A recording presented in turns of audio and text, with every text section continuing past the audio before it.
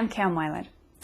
A few weeks ago we talked about how we do not want ciphers in our stories. We want fully fleshed out, rounded, dimensional characters. People who feel real enough that maybe we could even run into them at the coffee shop on our next trip in.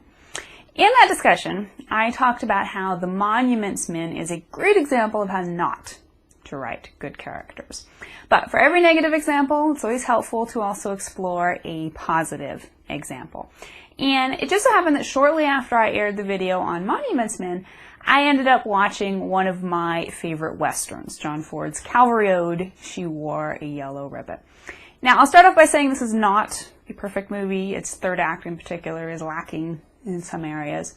But one thing Ford got right, as he so often did, was the characters.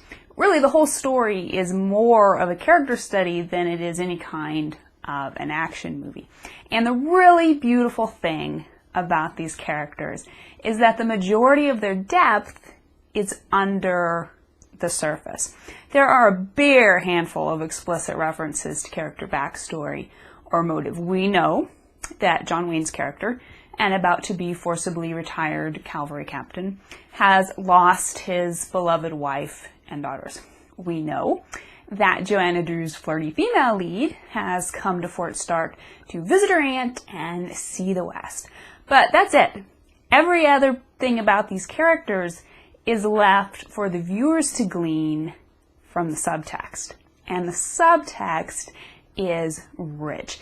Just about every character in this story offers interesting food for speculation, from Ben Jonson's wise but reticent Confederate captain, come Yankee sergeant, to Victor McLaughlin's violent but devoted sidekick role, to John Wayne's entirely platonic but affectionate relationship with his commander's wife.